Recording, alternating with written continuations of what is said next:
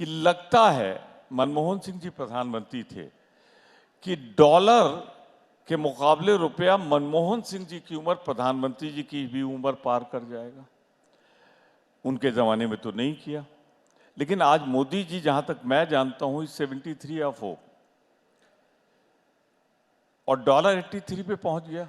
और उस समय ही मोदी जी ने कहा था जैसे जैसे रुपए का भाव गिरता है देश की प्रतिष्ठा गिरती है। तो अगर मोदी जी पे ही विश्वास कर लूं मैं, जो विश्वास करने लायक नहीं है मैं मानता हूं, फिर भी कर लूं तो इसके मतलब देश की प्रतिष्ठा मोदी जी के कार्यकाल में गिरी। तो मैंने 5-6 गारंटियां गिना दी जो हमारे सामने है।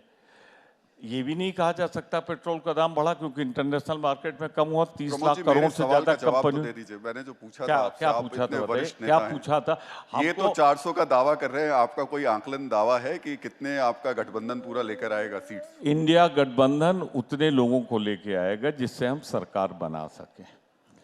और ज्योति अब बोलना है तो मैं कह दूं 540 हमारी आएगी। अब इनको तो 400 बोलना है, अभी 400 का फिगर कहां से निकाल के लाए हैं ये बताएं। कर्नाटक में कम होंगे, मध्य प्रदेश में कम होंगे, छत्तीसगढ़ में कम होंगे, हर जगह राजस्थान में कम होंगे। ये कैसे 400 पहुंचेंगे ये तो यही बताएं। अब ये तो ये भी कह देते हैं कि नेता विरोधी दल ने भी 400 का, नेता विरोधी दल के बगल में उपनेता मैं हूं बैठा था, उन्होंने कहा 400 तो छोड़िए 100 नहीं आएगा। और मोदी जी रोज भाषण में बोलते हैं कि नेता विरोधी दल भूल गए।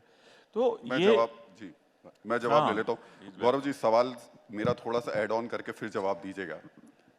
आप 400 का दावा तो कर रहे हैं, लेकिन एक अकेले मोदी के दम पे आप अपने आप को दुनिया की सबसे बड़ी पार्टी बताते हैं, लेकिन आपको भरोसा सिर्फ एक व्यक्ति पर है, ऐसा क्यों?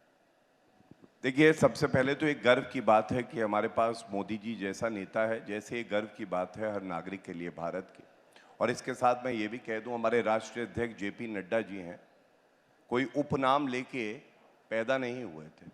अपनी मेहनत, अपनी कर्मठता से राष्ट्रीय अध्यक्ष बने, जो कि इनकी पार्टी में शायद संभव ना हो, क्योंकि गांधी परिवार का वर्चस्व रहता है ज़्यादातर।